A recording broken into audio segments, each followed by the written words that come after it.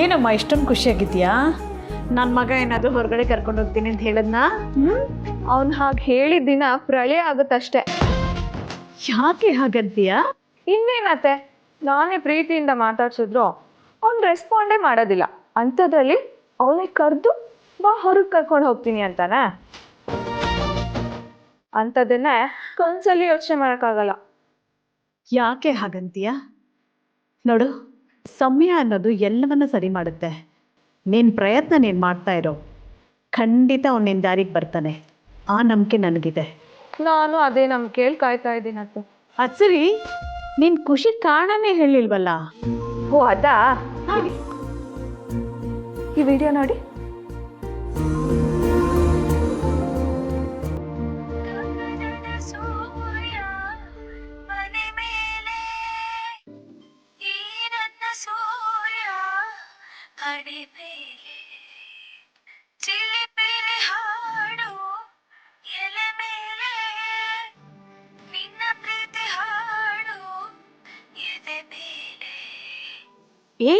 ಈ ನಮ್ಮ ಚಂದನ ಅಲ್ವಾ? ಏನೇನೇನು ಮುಖಾನ್ ಸರಿಯಾಗಿ ತೋರಿಸಿಲ್ಲ, ಸರಿಯಾಗಿ ರೆಕಾರ್ಡ್ ಮಾಡುತ್ತಾನೆ. ಇದನ್ನ ರೆಕಾರ್ಡ್ ಮಾಡಿರೋದೇ ಹೆಚ್ಚು ಅತ್ತೆ. ಲಾಸ್ಟ್ ಟೈಮ್ ರೆಕಾರ್ಡ್ ಮಾಡಿ ಸೋಷಿಯಲ್ ಮೀಡಿಯಾಗೆ ಅಪ್ಲೋಡ್ ಮಾಡಿಬಿಟ್ಟಿದ್ದೆ. ಅದಕ್ಕೆ ಅವ್ರು ಎಷ್ಟು ಕೋಪ ಮಾಡ್ಕೊಂಡಿದ್ರು ಗೊತ್ತಾ? ಅದೇ ಮೊದಲನೇ ಸತಿ ಅವ್ರು ಕೋಪ ಮಾಡ್ಕೊಂಡಿರೋದು ನೋಡಿದ್ದು. ಅದಕ್ಕೆ ಈ ಸರಿ ಅವ್ರಿಗೆ ಹೇಳ್ತೇನೆ ವಿಡಿಯೋ ಮಾಡಿ ಅಪ್ಲೋಡ್ ಮಾಡಿಬಿಟ್ಟೆ. ಪಾಪ ಕಣೆ, ಅವಳು ಗೊತ್ತಿಲ್ದಿರ ಹಾಗೆಲ್ಲ ಮಾಡಿದ್ರೆ ಅವಳು ಬೇಜಾರು ಮಾಡ್ಕೊಳಲ್ವಾ? ಅತ್ತೆ, ಅವ್ರು ಇಷ್ಟು ಟ್ಯಾಲೆಂಟ್ ಇಟ್ಕೊಂಡು ಮನೆ ಕೆಲಸ ಮಾಡ್ಕೊಂಡಿದ್ರೆ ಹೇಗೆ? ಅವ್ರ ಟ್ಯಾಲೆಂಟು ಎಲ್ರಿಗೂ ಗೊತ್ತಾಗ್ಬೇಕಲ್ವಾ? ಏನೇ ಇರಲಿ, ಅವಳು ಗೊತ್ತಿಲ್ದಿರ ಹೀಗೆ ಮಾಡೋದು ತಪ್ಪಲ್ವಾ? ಅಕಸ್ಮಾತ್ ಏನಾದರೂ ಈ ವಿಡಿಯೋ ವೈರಲ್ ಆಗಿ ಯಾರಾದರೂ ಅವಳನ್ನ ಹುಡ್ಕೊಂಡ್ ಬಂದ್ರೆ ಆಗ ಅವಳು ಗಾಬರಿ ಆಗಲ್ವಾ? ಅತ್ತೆ, ಇದು ವೈರಲ್ ಆಗಬೇಕು ಅಂತಾನೆ ಮಾಡಿರೋ ಅಂಥದ್ದು. ನೆಕ್ಸ್ಟ್ ಸೀಸನ್ ಸರಿಗಮಪಾಗೆ ನೀವು ಟ್ಯಾಲೆಂಟ್ನ ನೋಡಿ ಸೆಲೆಕ್ಟ್ ಆಗಬೇಕು ಅನ್ನೋದೇ ನನ್ನ ಆಸೆ. ಆಗ ಈ ವಿಡಿಯೋ ನಾನೇ ಅಪ್ಲೋಡ್ ಮಾಡಿದ್ದು ಅಂತ ಫುಲ್ ಕ್ರೆಡಿಟ್ಸ್ ನಾನೇ ತಗೊಂಡ್ಬಿಡ್ತೀನಿ.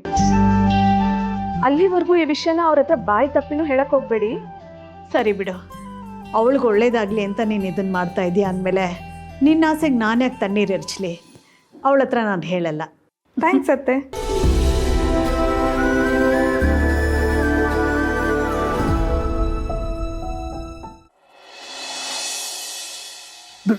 ದೊಡ್ಡಪ್ಪ ಅಂದ ನಮ್ಮಪ್ಪ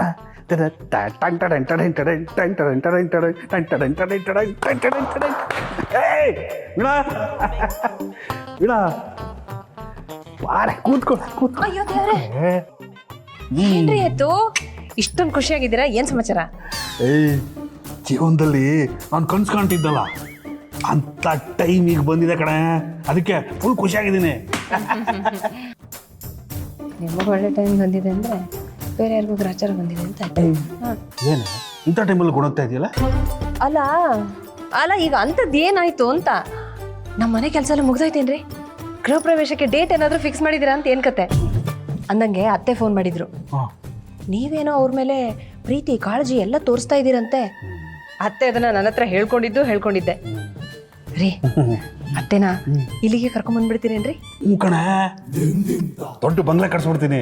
ಅವಾಗ ಎಲ್ಲರೂ ಒಟ್ಟಿಗೆ ಎದ್ಬಿಡೋಣ. ನನ್ನ ಪ್ಲಾನ್ ಸಕ್ಸಸ್ ಆದರೆ ಬಂಗ್ಲೆ ಅಲ್ಲಿಗೆ ನಿಮಗೆ ಒಂದೋ ಯಾವುದಾದ್ರೂ ಲಾಟ್ರಿ ಹೊಡೆದಿರ್ಬೇಕು, ಇಲ್ಲ ಯಾವುದಾದ್ರೂ ನಿಧಿ ಸಿಕ್ಕಿರ್ಬೇಕು. ಕಣೆ, ನಿಧಿ ಸಿಕ್ಕಿದೆ ಕಣೆ, ಯಾವತ್ತೂ ಕರಗದೇ ಇರೋ ನಿಧಿ ಸಿಕ್ಕಿದೆ ಕಣೆ. ಈ KGFನಲ್ಲಿ ಗೋಲ್ಡ್ ಮೈನ್ ಇರುತ್ತಲ್ಲ, ಆ ಥರ ನಿಧಿ ಸಿಕ್ಕಿದೆ ಕಣೆ. ರೀ, ಯಾಕೋ ನೀವು ಒಂಥರ ಮಾತಾಡ್ತಿದ್ದೀರಾ? ಪ್ರೀತಿ, ವಿಶ್ವಾಸ, ನಿಧಿ ಅಂತೆಲ್ಲ ಅಂದ್ಕೊಂಡು ಬನ್ರಿ ರೀ, ಒಂದು ಆಯ್ತಾ ಕಟ್ಸ್ಕೊಂಡ್ಬಂದ್ಬಿಡೋಣ ಬನ್ನಿ. ಸುಮ್ಮನೆ ಸುಮ್ಮನೆ ತಮಾಷೆ ಮಾಡ್ತಾ ಇರೋರು ಎಲ್ಲ ಟೈಮು. ನೀನು ನನ್ನ ಮಾತು ನಂಬಲ್ಲ, ಬೇರೆ ಯಾರು ನಂಬ್ತಾರೆ? ನೋಡ್ತಾ ಇರೋ, ನಿನ್ನ ಕಣ್ಣು ಮುಂದಾನೆ ರಿಚ್ ಆಗಿ ಬೆಳಿತೀನಲ್ಲ, ಆಗ ನನ್ನ ಹೆಸರು ಬದಲಾಯಿಸುವಂತೆ. ಅಯ್ಯೋ ಸುಮ್ಮನೆ ಇರೀರಿ. ಈ ವಯಸ್ಸಲ್ಲಿ ನಮ್ಮ ಯಜಮಾನ್ರ ನಾಮಕರಣ ಬನ್ನಿ ಅಂತಂದರೆ ಜನ ನಗ್ತಾರೆ. ಅದೇ ಮತ್ತೆ. ತಿನ್ನಕ್ಕೆ ಏನು ಮಾಡಿದ್ಯಾ? ಅಯ್ಯ ಏನ್ರಿ ಮಾಡ್ತೀನಿ, ಅದೇ ಅನ್ನ ಸಾರು. ಬೇಕು ಅಂದರೆ ಹಪ್ಪಳ ಕರ್ಕೊಡ್ತೀನಿ. ಆ ಕಿತ್ತೋಗಿರೋ ಅನ್ನ ಸಾರು ಯಾವನೇ ತಿಂತಾನೆ? ನಾವೀಗ ರಿಚ್ ಪೀಪಲ್ಲು. ಏನು ಗೊತ್ತಾ ನಾವು ತಿನ್ನೋದು? ಮೆಕ್ಸಿಕನ್, ಇಟಾಲಿಯನ್, ಆಮೇಲೆ ಚೈನೀಸ್ ಇದೆಲ್ಲ ತಿನ್ನಬೇಕು ಗೊತ್ತಾ? ಅದನ್ನು ಮಾಡ್ಕೊಂಬ. ಇದೆಲ್ಲ ನಿನಗೆಲ್ಲ ಬರುತ್ತೆ. ಆ ಕಿತ್ತೋಗಿರೋ ಅನ್ನ ಸಾರು ಮಾಡೋದಕ್ಕೆ 5 ವರ್ಷ ಕಳೆದಿದ್ಯಾ, ಇನ್ನು ಇದೆಲ್ಲ ಮಾಡೋಕ್ಕೆ ಬರುತ್ತಾ? ನಾನು ಕೆಲಸ ಮಾಡ್ತೀನಿ. ಆಯಾ ಸಪ್ರೇಟ್ ಅಡುಗೆ ಮಾಡೋದಕ್ಕೆ ಸಪ್ರೇಟ್ ಶೆಫ್ನ ಇಡ್ತೀನಿ. ಏನಂತೆ? ಶೆಫು ಪಫು ಎಲ್ಲ ನೀವು ಆಮೇಲೆ ಇಟ್ಕೊಳ್ಳೋರಂತೆ. ಸದ್ಯಕ್ಕೆ ಇವತ್ತಿನ ಮಟ್ಟಿಗೆ ನಾನು ಮಾಡಿರೋ ಅನ್ನ ಸಾರನ್ನೇ ನೀವು ತಿನ್ನಬೇಕು. ಹೋಗಿ ಕೈಕಾಲು ಮುಖ ತೊಳ್ಕೊಂಬನ್ನಿ. ನನ್ನನ್ನು ಅಷ್ಟು ಹಗುರವಾಗಿ ನೋಡ್ಬೇಡ, ಪ್ರಾಕ್ಟಿಕಲಾಗಿ ಯೋಚನೆ ಮಾಡು. ಏನು ಗೊತ್ತಾ, ನಾನೀಗ ರಿಚ್, ನೀನು ಪೂರ್. ಹಾಂ,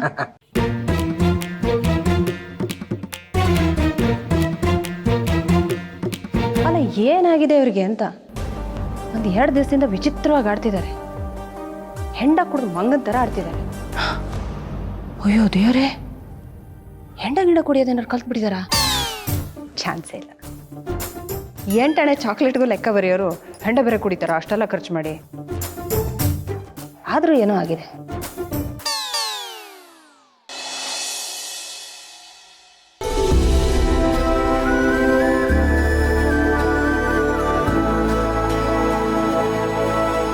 ಹಾಂ ಸರ್, ನರಸಿಂಹಯ್ಯ ನೀವೇನಾ? ನಾನೇ. ತೊಗೊಳ್ಳಿ ಸರ್, ಇಲ್ಲೊಂದು ಸೈನ್ ಮಾಡಿ. Okay sir, thank you sir. ನನ್ಗೆ ಯಾರು ಕಳಿಸ್ತಾರೆ ಪೋಸ್ಟು? ಏನ್ರಿ ಅದು? ಯಾರೋ ಲೆಟ್ರ್ ಕಳಿಸಿರಲ್ಲ ಅಂತ ನೋಡ್ತಾ ಇದ್ದೀನಿ.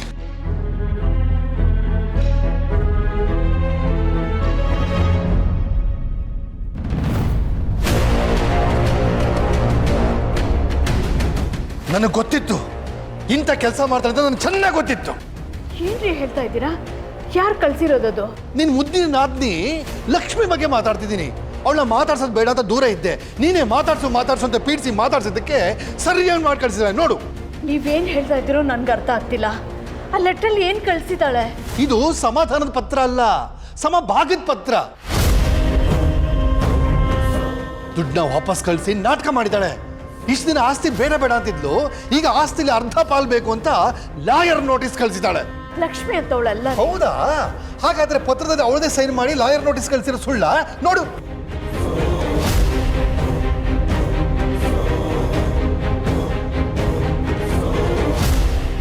ಜನ್ಮಕ್ಕೆ ಆಗ್ಲೇ ಅರ್ಧ ಆಸ್ತಿ ಬೇಕು ಅಂತ ಕೇಳಿದಿದ್ರೆ ಬಿಸಾಕ್ತಾ ಇದ್ದೆ. ಅವ್ನು ಯಾವನ್ನ ಕಟ್ಕೊಂಡೋಗಿ ನಮ್ಮನೆ ಮಾನ ಮರ್ಯಾದೆ ಅರ್ಧ ಕಳೆದ್ಬಿಟ್ಲು. ಈಗ ನೋಟಿಸ್ ಕಳಿಸಿ ಪೂರ್ತಿ ಕಡಿಬೇಕು ಅಂತ ನಿರ್ಧಾರ ಮಾಡ್ಬಿಟ್ಟಿದ್ದಾಳೆ. ನೋಡಿ, ಸ್ವಲ್ಪ ಸಮಾಧಾನವಾಗಿರಿ. ಇಲ್ಲೇನೋ ತಪ್ಪಾಗಿದೆ. ಲಕ್ಷ್ಮಿ ಇಂಥ ಕೆಲಸ ಮಾಡ್ತಾಳೆ ಅಂತ ನನ್ಗೆ ಯಾಕೋ ನಂಬಿಕೆ ಬರ್ತಾ ಇಲ್ಲ. ಆದ್ರೆ ನನಗೆ ನಂಬಿಕೆ ಇದೆ, ಅವಳು ಇಂಥ ಕೆಲಸ ಮಾಡೋಳೆ. ಅಪ್ಪ ಅಪ್ಪ ನೋಡ್ದಿಯಪ್ಪ ನಿನ್ನ ಮಗಳನ್ನ? ಅವಳಿಗೆ ನಮ್ಮ ಪ್ರೀತಿ ವಿಶ್ವಾಸ ಸಂಬಂಧ ಯಾವುದೂ ಬೇಡವಂತೆ, ಆಸ್ತಿಲಿ ಅರ್ಧವಾಗಬೇಕಂತೆ.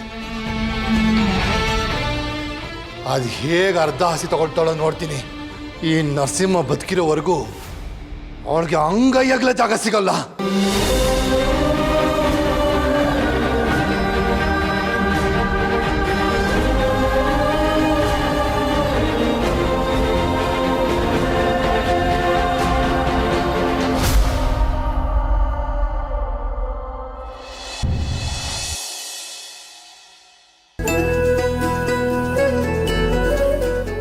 ಹಾಯ್ ಮಾ. ಹೇಗಿದೆಯಮ್ಮ? I love you, I love you, I love you. ಬಿಡು ಬಿಡು ಬಿಡು. ಅಮ್ಮ ಕೂತ್ಕೋಬಾ, ಕೂತ್ಕೋಬಾ. ಕೆಲಸ ಅಮ್ಮ ಕೆಲಸ ಇರುತ್ತೆ, ಬಾ ಅಮ್ಮ ಕೂತ್ಕೋ. ನಿನಗೆ ಅಂತ ಒಂದು ಸರ್ಪ್ರೈಸ್ ತಂದಿದ್ದೀನಿ. ಓಪನ್ ಮಾಡಮ್ಮ. ಅಯ್ಯೋ, ಹೊಸ ಸೀರೆ? ಹೂನಮ್ಮ. ಇದೆಲ್ಲ ಯಾಕಪ್ಪ ನನಗೆ? ಅಮ್ಮ ನಿನ್ನ ಹತ್ರ ಸೀರೆಗಳಿದೆ ನನಗೆ ಗೊತ್ತು, ಆದರೆ ಅದೆಲ್ಲ ಹಳೇದಾಗಿದೆ, ಡಲ್ ಆಗ್ಬಿಟ್ಟಿದೆ. ನಮ್ಮ ಸಿಂಚನ ಫ್ರೆಂಡ್ಸ್ ಎಲ್ಲ ಬರ್ತಿರ್ತಾರೆ, ಅವರು ಮುಂದೆ ಗತ್ತಾಗಿರೋದು ಬೇಡವಾ ನೀನು? ಚೆನ್ನಾಗಿದೆಯಾ? ಹಾಂ, ಲವ್ ಯು ಲವ್ ಯು. ಅಮ್ಮ ಅಷ್ಟೇ ಅಲ್ಲ, ಇನ್ನೊಂದು ಸರ್ಪ್ರೈಸ್ ನಿನಗೋಸ್ಕರ.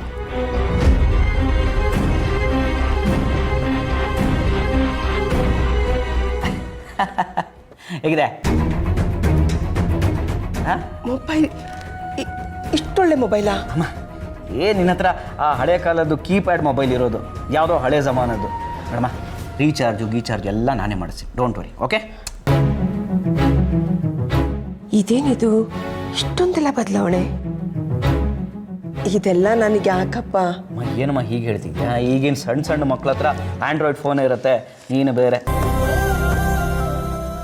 ಆಮೇಲೆ ಅಷ್ಟೇ ಅಲ್ಲಮ್ಮ, ನೀನು ಅಪ್ಪನ ಭೇಟಿ ಮಾಡೋಕ್ಕಾದ್ರು, ದೇವಸ್ಥಾನಕ್ಕೆ ಹೋಗೋಕ್ಕಾದ್ರೂ ಸರಿ, ನೀನು ಬಸ್ಸಲ್ಲಿ ಹೋಗೋ ಅವಶ್ಯಕತೆ ಇಲ್ಲ.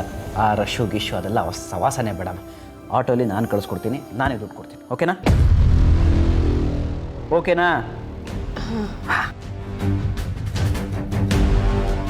ಅಮ್ಮ ನೋಡು, ನೀನು ಕೆಲಸ ಮಾಡಿದ್ದು ಸಾಕು, ಸ್ವಲ್ಪ ರಿಲ್ಯಾಕ್ಸ್ ಮಾಡು ಬಾ. ಅಮ್ಮ ನೀನು ಬಾ ಅಮ್ಮ, ನಾನು ಹೇಳ್ತೀನಿ ಬಾ. ಇನ್ನು ಸ್ವಲ್ಪ ಇದೆ ಕಣೋ ಕೆಲಸ ಬಾಕಿ. ಆಮೇಲೆ ಮಾಡ್ಕೊಳ್ಳೋಣ ಬಾಮ್ಮ, ರೆಸ್ಟ್ ಮಾಡಮ್ಮ ಆರಾಮಾಗಿ.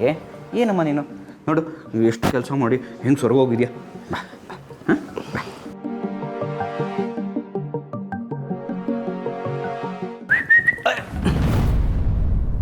ಏನು ಇವತ್ತು ಅಮ್ಮನ ಮೇಲೆ ಪ್ರೀತಿ ಉಕ್ಕಿ ಹರಿತಾ ಇದೆ? ಏನು ಸಮಾಚಾರ? ಇಷ್ಟೊಂದೆಲ್ಲ ಕಾಸ್ಟ್ಲಿ ಗಿಫ್ಟ್ ತಂದು ಕೊಟ್ಟಿದ್ಯಾ? ಹುಚ್ಚಿಗೆ ಹಿಡ್ದಿದ್ಯಾ? ದುಡ್ಡೇನೋ ಮರದಿಂದ ಉದುರತ್ತಾ? ನಮ್ಮ ಬಿಸ್ನೆಸ್ಸಲ್ಲಿ ಪ್ರಾಫಿಟ್ ಬರ್ತಿದ್ಯಾ? ಏನು ಹಿಂಗೆ ಲಾಟ್ರಿ ಕೂಲ್ ರಿಲ್ಯಾಕ್ಸ್. ಓಕೆ? ನಾನು ಇದನ್ನೆಲ್ಲ ಸುಮ್ಮನೆ ಮಾಡ್ತಾಯಿದ್ದೀನಿ ಅಂತ ಅಂದ್ಕೊಂಡಿದ್ಯಾ? ಹುಚ್ಚು ನಿನಗೆ. ಇದ್ರ ಹಿಂದೆ ಒಂದು ಮಾಸ್ಟರ್ ಪ್ಲ್ಯಾನ್ ಇದೆ. ನಿಮ್ಮ ಮನೆಯವರು ನನ್ನ ತುಂಬ ಅಂಡರ್ ಎಸ್ಟಿಮೇಟ್ ಮಾಡ್ತಿದ್ರು, ಕಂಡಮ್ ಮಾಡ್ತಿದ್ರಲ್ಲ. ನಾನು ಯಾರು, ನನ್ನ ವ್ಯಾಲ್ಯೂ ಏನು ಅಂತ ಅವ್ರಿಗೆ ತೋರಿಸೋದು ಬೇಡವಾ? ನಮ್ಮಮ್ಮ ಯಾರು ಅಂತ ಅಂದ್ಕೊಂಡಿದ್ಯಾ? ಏನು ನಿನ್ನ ಮಾತನಾಡ್ತಾ? ಸದ್ಯಕ್ಕೆ ಇಷ್ಟು ತಿಳ್ಕೊಂಡಿರು, ಮಿಕ್ಕಿದ್ದನ್ನು ವೇಟ್ ಆ್ಯಂಡ್ ವಾಚ್. ಹರಿ, ಈ ಅಣ್ಣ ತಮ್ಮಂದ್ರಿಗೆ ಏನಾಗಿದೆ? ಅವ್ರು ನೋಡಿದ್ರೆ ಹಣ್ಣು ತಂದು ಕೊಟ್ಬಿಟ್ಟು ಹೋಗಿದ್ದಾರೆ, ಹರಿ ಕಾಸ್ಟ್ಲಿ ಗಿಫ್ಟ್ ಕೊಡ್ತಿದ್ದಾರೆ. ನಂಗೆ ಒಂದು ಅರ್ಥನೇ ಆಗ್ತಿಲ್ವಲ್ಲ, ಏನು ನಡೀತಾ ಇದೆ ಇಲ್ಲಿ?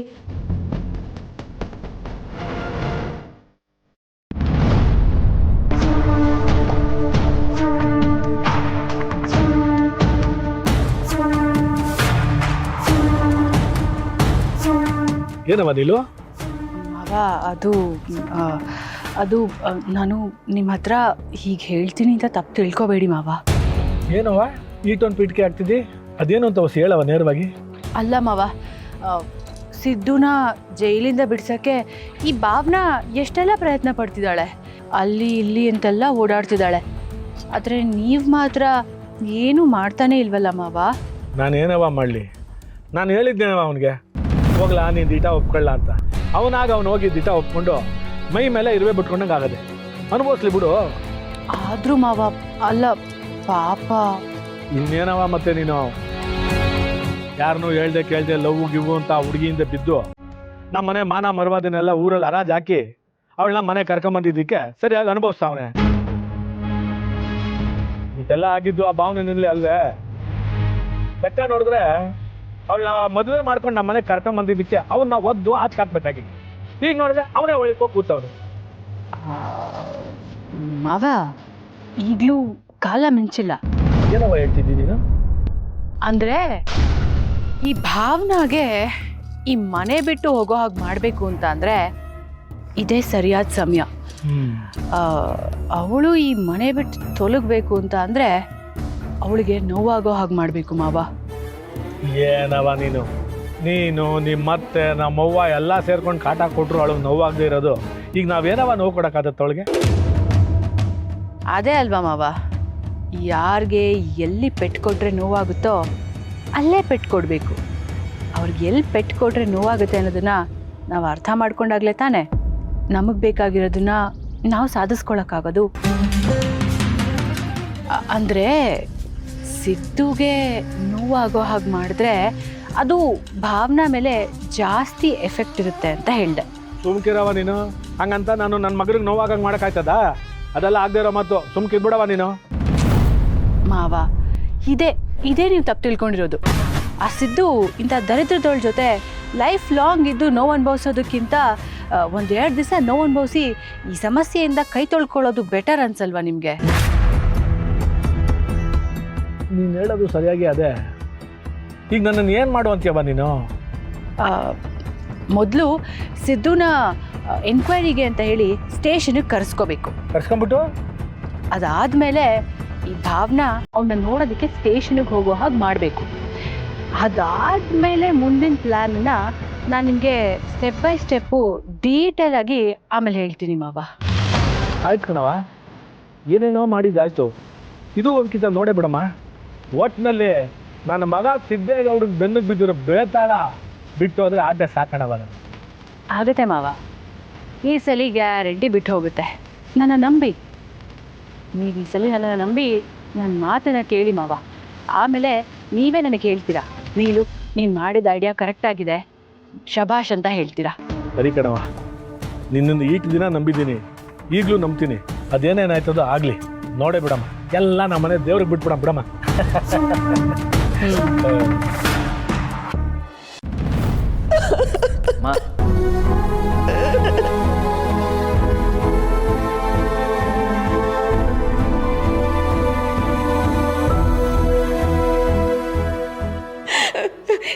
ಇಷ್ಟು ವರ್ಷ ಏನಾಗಬಾರ್ದು ಅನ್ಕೊಂಡಿದ್ನೋ ಅದೇ ಆಗೋಗ್ಬಿಡ್ತಲ್ಲೋ. ನಾನು ಕನ್ಸು ಮನ್ಸಲ್ಲೂ ಹೀಗೆಲ್ಲ ಆಗತ್ತೆ ಅನ್ಕೊಂಡಿರ್ಲಿಲ್ಲ. ಯಾರು ಈ ಕೆಲಸ ಮಾಡಿದ್ರು? ಅಲ್ಲಮ್ಮ, ಅದೇನಾಯ್ತು ಅಂತ ಹೀಗೆ ಅಳ್ತಿದ್ಯಮ್ಮ. ಅಷ್ಟಕ್ಕೂ ಅವ್ರು ಯಾರು? ಅವ್ರು ನಮ್ಗೇನಾಗಬೇಕು? ಅವ್ನು ಬೇರೆ ಯಾರು ಅಲ್ಲಪ್ಪ, ನನ್ನ ಒಡ ಹುಟ್ಟದ ಅಣ್ಣ, ನಿಮ್ಮ ಮಾವ ಕಣೋ. ಮಾವನ?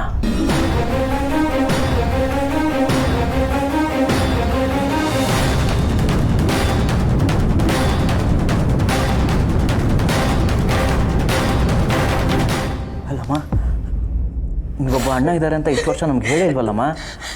ಅವ್ರ ಮನೆ ಕಡೆ ನಾವು ಒಂದ್ಸಲನೂ ಹೋಗಿಲ್ವಲ್ಲ. ಪರಿಸ್ಥಿತಿನೇ ಹಾಗಿತ್ತಪ್ಪ. ನಾನು ನಿಮ್ಮಪ್ಪ ಕಷ್ಟಪಟ್ಟು ಒಂದು ಸ್ವಂತ ಮನೆನ ಕಟ್ಟಿ ಆ ಮನೆ ಗೃಹ ಪ್ರವೇಶಕ್ಕೆ ಕರೆಯೋದಕ್ಕೆ ಅವ್ರ ಮನೆ ಹೊಸಲು ತುಳಿಯೋದು ಅಂತ ಶಪಥ ಮಾಡಿ ಬಂದಿದ್ದೆ ಕಣೋ. ಇವಾಗ ನನ್ನ ದುಡ್ಡಿಗೆ ಕೈ ಚಾಚಿದ್ಲು ಅಂತ ಅವ್ರದ್ದು ಚೇತು ಅನ್ನಿಸ್ಕೋಬೇಕು ಅಂತ ಸ್ಥಿತಿ ಬಂದ್ಬಿಟ್ಟಿದೆ. ಇದನ್ನೆಲ್ಲ ಯಾರು ಮಾಡಿದ್ರು ಅವ್ರು ಹೊಟ್ಟೆ ತಣ್ಣಗಾಗಿರ್ಬೇಕು. ಅಲ್ಲಮ್ಮ, ಏನೇನೋ ಒಟ್ಟಾಗಿ ಮಾತಾಡ್ತಿದ್ಯಲ್ಲಮ್ಮ. ಅಂದರೆ ನಿನ್ನ ಮಾತಿನ ಅರ್ಥ ನಾವೇ ಯಾರೋ ನೋಟಿಸ್ ಕಳ್ಸಿದೀವಿ ಅನ್ನೋ ಥರ ಹೇಳ್ತಿದ್ಯಾ ನೀನು. ಅಲ್ಲಮ್ಮ, ನಮ್ಗೆ ಗೊತ್ತಾಗ್ತಿರೋದೇ ಇವಾಗ. ನೀನು ಇಷ್ಟು ವರ್ಷ ಆದಮೇಲೆ ಹೇಳ್ತಿದ್ಯಾ, ನಮ್ಗೆ ಹೇಗಮ್ಮ ಗೊತ್ತಿರುತ್ತೆ? ಅಮ್ಮ, ನನಗನ್ಸುತ್ತೆ ನಿನಗೆ ಆಸ್ತಿ ಕೊಡಬೇಕಾಗ್ಬೋದಲ್ಲ ಅಂದ್ಬಿಟ್ಟು ಅವ್ರುಗಳು ಈ ಥರ ಪ್ಲ್ಯಾನ್ ಮಾಡಿ ಹೀಗೆ ಮಾಡಿದ್ದಾರೆ ಅನ್ಸುತ್ತೆ. ಛೇ, ನಮ್ಮಣ್ಣ ಅಂತವನೆಲ್ಲ ಕಣೋ. ಅವನು ಹೊರಟ ಕಾಣ್ಬೋದು, ಆದರೆ ಅವನ ಮನಸ್ಸು ಚಿನ್ನದಂಥದ್ದು. ಅವನು ಯಾವತ್ತೂ ನನ್ನ ಬೆನ್ನಿಂದ ಚೂರಿ ಹಾಕಲ್ಲಪ್ಪ, ಚೂರಿ ಹಾಕಲ್ಲ. ಎಲ್ಲೋ ಏನೋ ಮಿಸ್ ಆಗ್ತದೆ ಅನ್ಸುತ್ತೆ. ಪ್ಲೀಸ್ ನೀನು ಯೋಚನೆ ಮಾಡ್ಬೇಡ, ಏನು ಅಂತ ನಾನು ವಿಚಾರಿಸ್ತೀನಿ. ಸಮಾಧಾನ ಮಾಡ್ಕೊಮ್ಮ ಪ್ಲೀಸ್.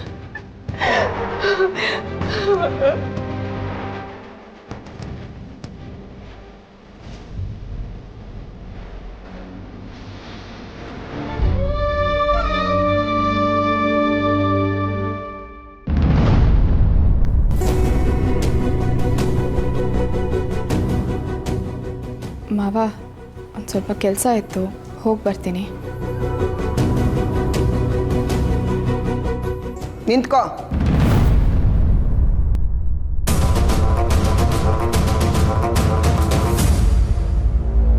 ಏನು ಬೆಳಿಗ್ಗೆನೆ ರೆಡಿಯಾಗಿ ಎಲ್ಲ ಹೊರಟಿದ್ಯಲ್ಲ? ಬೆಳಿಗ್ಗೆ ಮನೆಯಿಂದ ಹೊರಡ್ತೀಯ, ಸಂಜೆ ಮನೆಗೆ ಬರ್ತೀಯ. ಗಂಡ ಮನೇಲಿಲ್ಲ ಅನ್ನೋ ಬೇಜಾರು ಒಂದು ಸ್ವಲ್ಪನಾದರೂ ನಿನ್ಗಿದೆಯಾ? ನನ್ನ ಮಗ ಇಲ್ಲದೆ ಇರೋ ಮನೇಲಿ ನಿನ್ನನ್ನು ಕರ್ಕೊಂಡೋಗಿ ಅವ್ರ ಮನೆಗೆ ಬಿಟ್ಬಿಡು ಅಂದೆ.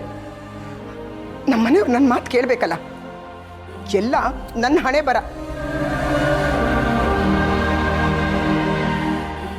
ಅತ್ತೆ, ನಾನು ಸಿದ್ದು ಅವ್ರನ್ನ ಬಿಡ್ಸೋಕ್ಕೆ ಅಂತ ಹೀಗೆಲ್ಲ ಓಡಾಡ್ತಿರೋದಲ್ವಾ? ನನಗೆ ಗೊತ್ತು, ನನಗೆ ಚೆನ್ನಾಗಿ ಗೊತ್ತು. ಕಂಪ್ಲೇಂಟ್ ಕೊಟ್ಟು ಏನೋ ಹೋರಾಟ ಗೆಲ್ಲಿಸ್ತೀನಿ ಅಂತ ಮಗನ್ನ ಕರ್ಕೊಂಡು ಕಂಬಿ ಹಿಂದೆ ನಿಲ್ಸಿದ್ಯಲ್ಲ, ಇದರಿಂದ ನಿನ್ನ ಜೀವನನೂ ಹಾಳು ಮಾಡಿಕೊಂಡೆ, ನನ್ನ ಮಗನ ಜೀವನನೂ ಹಾಳು ಮಾಡಿದೆ. ಇಷ್ಟೆಲ್ಲ ಸಾಕಾಗಲ್ಲ ಅಂತ ನನ್ನ ದೊಡ್ಡ ಮಗನ ಬೇರೆ ನಿನ್ನ ಜೊತೆಲಿ ಕರ್ಕೊಂಡು ಓಡಾಡ್ತಾ ಇದೆಯಾ? ಸರಿನಾ ಇದು? ಏನು ಕರ್ಮನೋ ಏನೋ ರಾಜಿನಾಗಿದ್ದು ನನ್ನ ಮಗನ್ನ ಮೂಲೆ ಗುಂಪಾಗಂಗೆ ಮಾಡ್ಬಿಟ್ಲು ಇವಳು.